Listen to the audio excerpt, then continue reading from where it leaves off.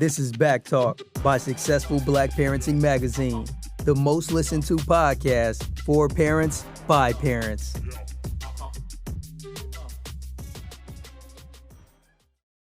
Welcome, everyone, and thank you for tuning in to Backtalk by Successful Black Parenting Magazine. This is the talk show and podcast for parents. I'm JRCeleste, your host and publisher of Successful Parenting Media. I want you to share this broadcast with all of your friends and followers. Don't forget to leave your comments and questions, and we'll do our best to answer them after the show. So here we are today, and we are talking with Siobhan Davenport, and we're going to be talking about teen mental health. So I just want to welcome you to the show. How are you? Thank you so much. I'm doing well, thank you. I appreciate being here today. Well, tell us a little bit about you and your organization and what it is that you do there. Absolutely. Well, first of all, I'm a parent, just like your listeners and viewers are. I have a 16-year-old daughter and a soon-to-be 15-year-old son.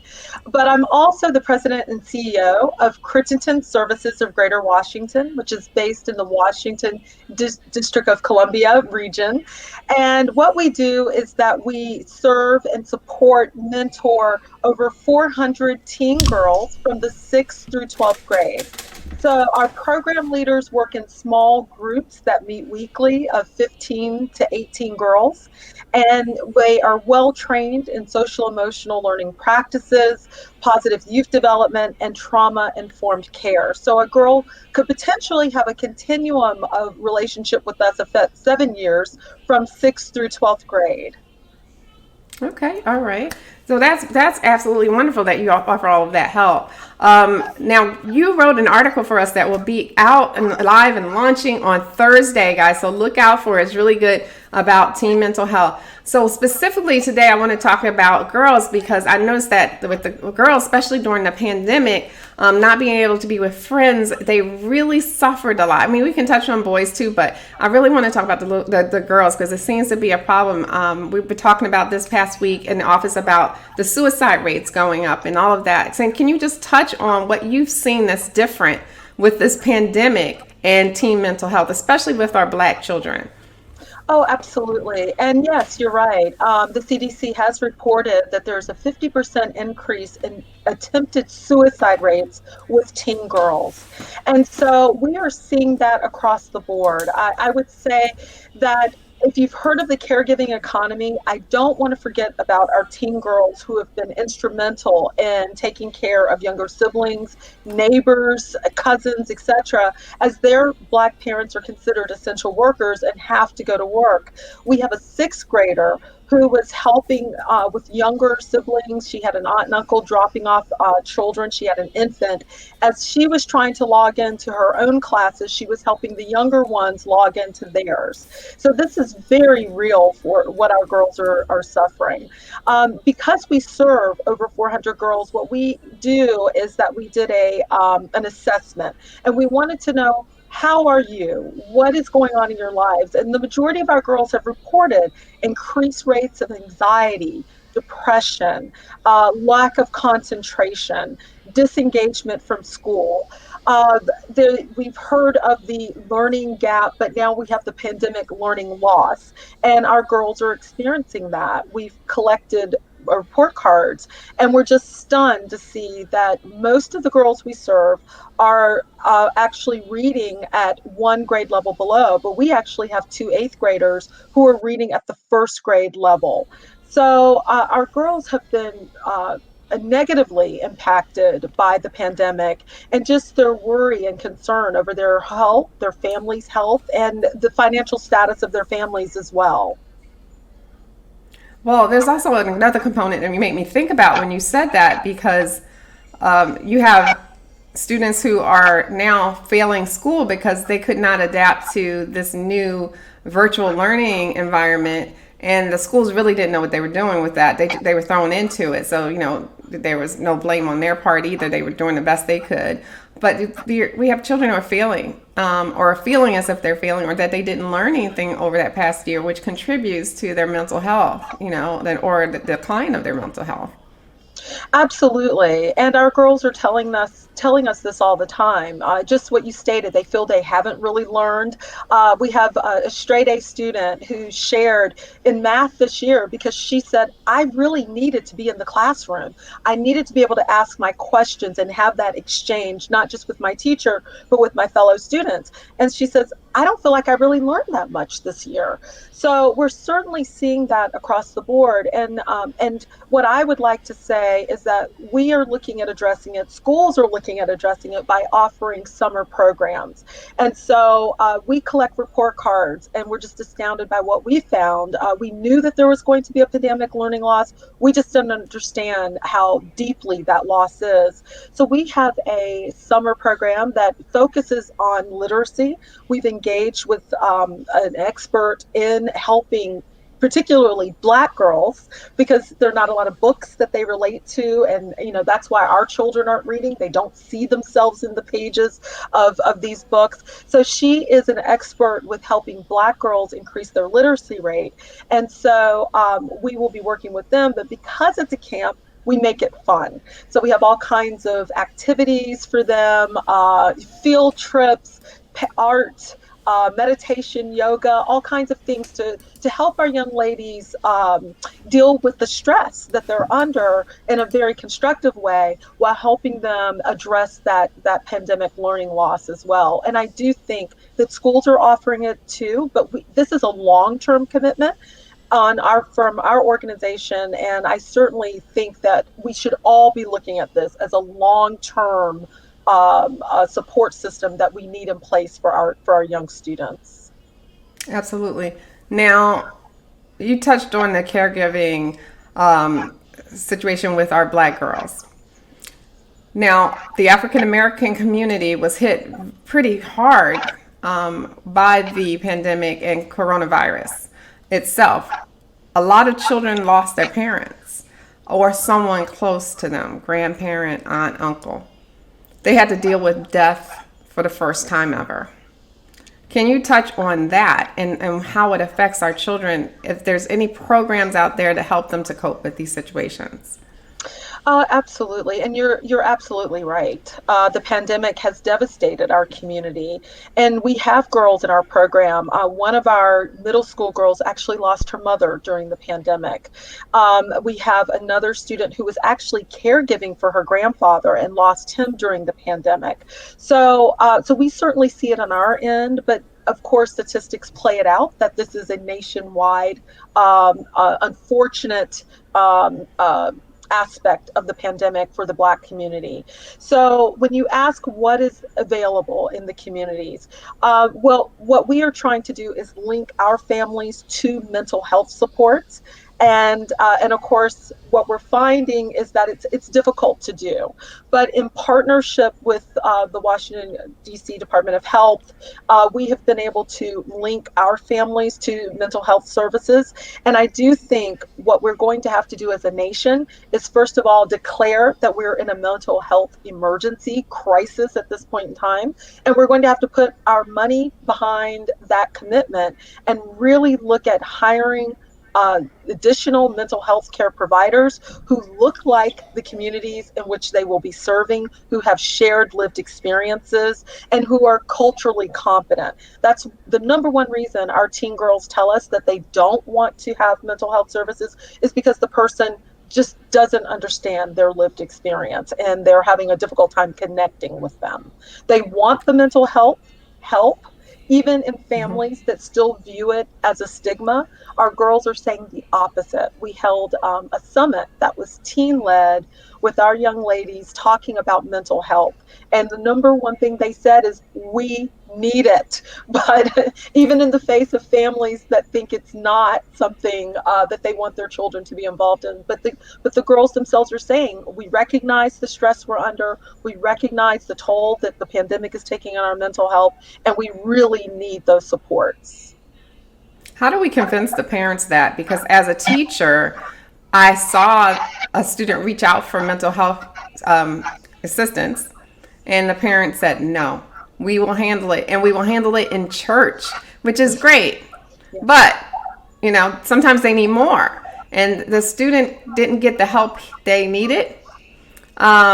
So how do we convince these parents that besides church is great, talk to your preacher, do all of that, but there's also another component that your child might need?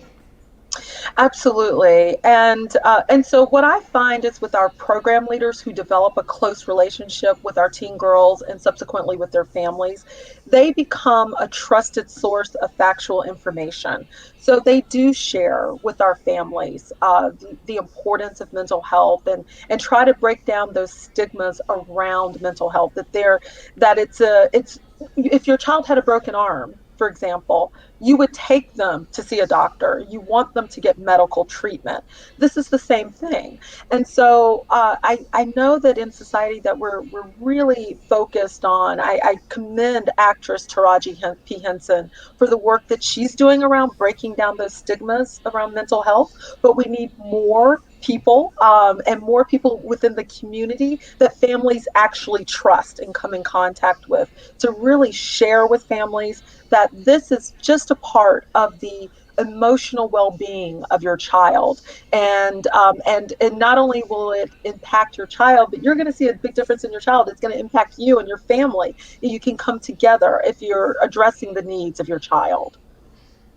Oh, that's great to know, because that's exactly what I want to know. How can I make this real to a parent? If you're talking to me as a parent who does not want to get help for my child, what would you say? And that whole thing that you gave about the broken arm, perfect. I think that's perfect to say to someone, because we need to give our parents words in their mouths of what to say to other parents who might not be getting their child what they need. So that was a perfect example. Let me ask you this too, because you've touched on this a bit. And I know from my own family, when we're looking for a mental health counselor, we're looking for someone who looks like us. So how do we help our families find that? And do you do that as well? Because I know you mentioned it a little bit there in your last statement. Yes, well, in the work that we're doing, we actually hired two resource coordinators this past year because we already knew that mental health was going to be the number one thing that our families needed, and so what we found was really dismal, to be honest. When we could find providers, they just didn't have the capacity to take on new clients, or their wait lists were 6, 8, and up to 1 year long. So when I say that we have a mental health crisis in our country, I'm saying it not just from those who need it, but for the providers. We just simply do not have enough, and we have to make that investment in our mental health services to ensure that we are hiring those individuals, like you said, that look like the people in which we're asking them to serve. So it really has to come not just from the community. I mean, we are going to have to advocate for it, and talk to our elected leaders, and we have done that as well. It was a girl-led conversation, and we had some of our local elected leaders a part of that conversation, and the girls shared exactly that this is what I want. I want to be able to talk to someone who looks like me, who has my shared experiences, and who understands the culture in which I'm operating. And so I think we're going to have to be much more forceful in getting the support that our children and our families need. Right, exactly. Now, so you're local, correct? So what about everyone else that's not near you? I mean, I've seen even apps now that you can get help with. What do you think about that? Yes, I think the app, I do think that families should utilize apps as well.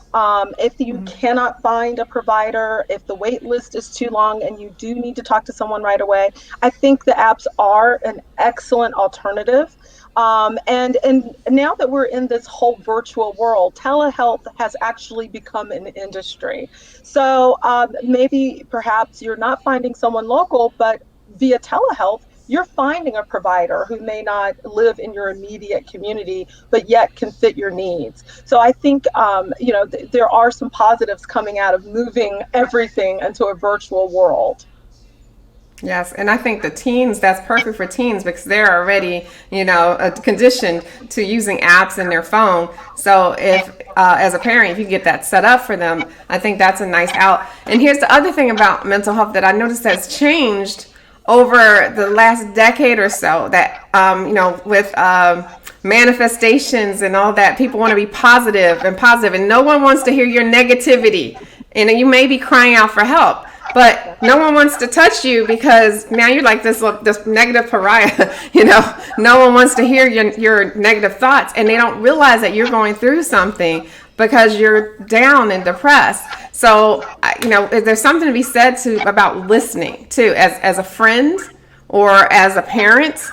And how do you get your parents to do that? Like, do you have like conversations about the art of listening? Because that is really an art these days.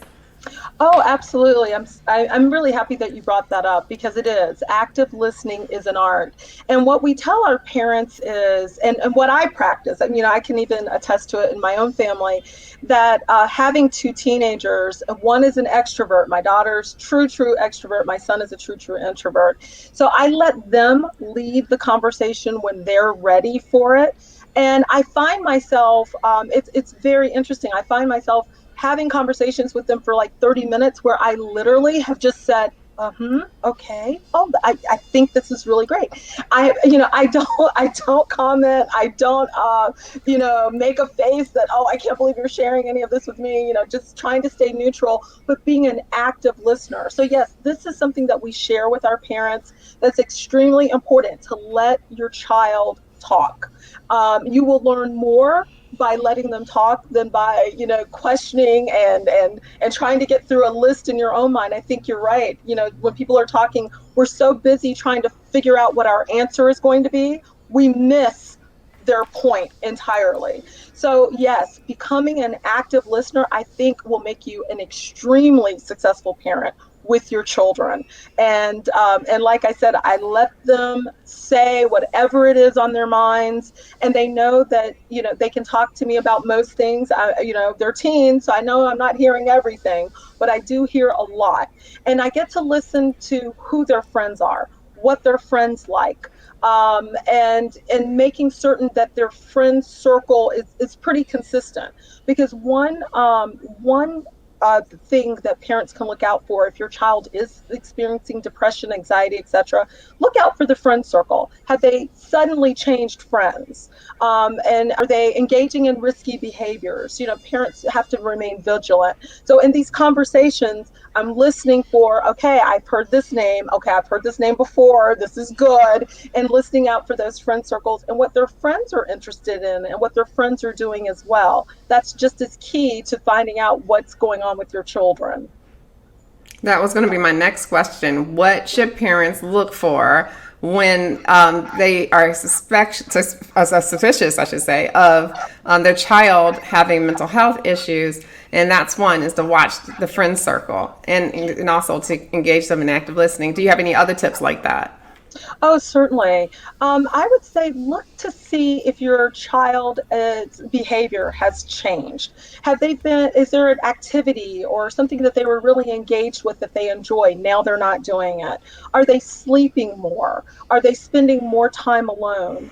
Have their eating patterns changed? We've had a parent that shared with us that her daughter could not stop eating suddenly. And of course, all the comfort food, all the junk food. And she was very concerned about her daughter who was actually outgoing and suddenly was spending more time in her room by herself, even though obviously we're in the pandemic and she couldn't go out with her friends, but she was just disengaging from some of the activities that she enjoyed.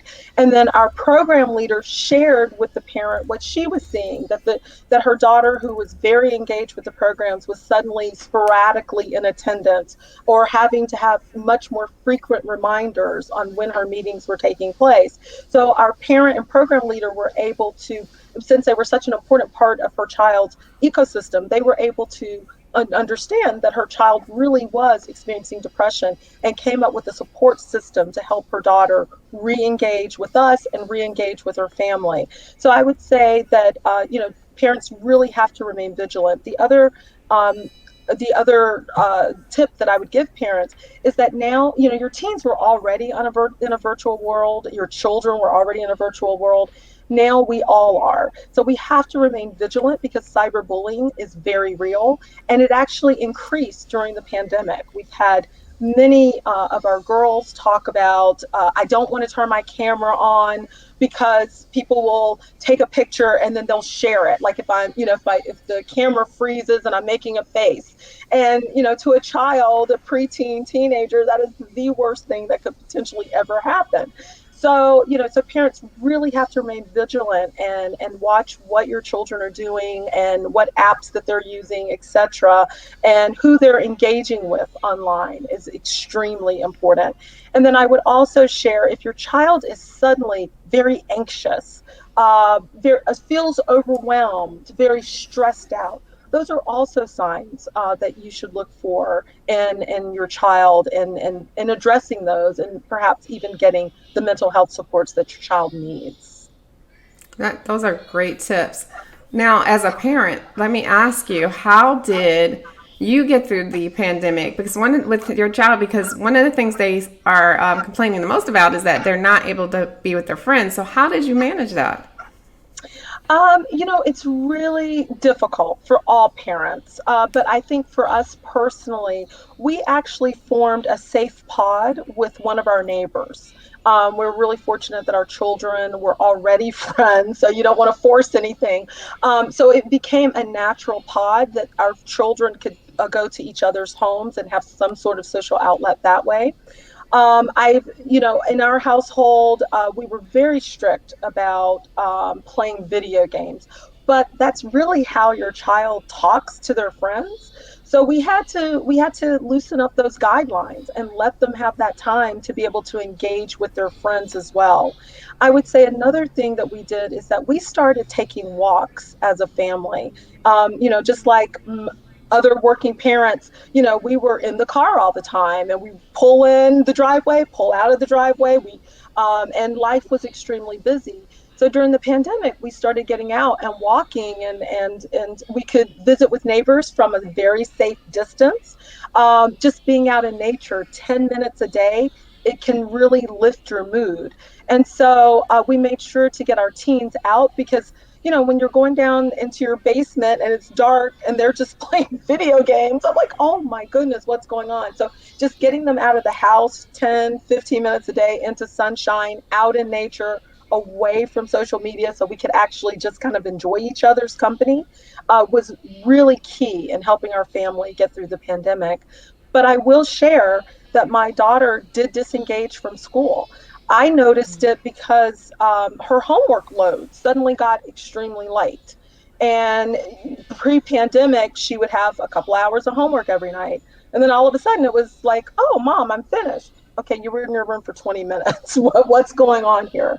And so her school counselor reached out to me, and we had a conversation. So what they were seeing was that her grades were starting to slip and that she wasn't handing in assignments.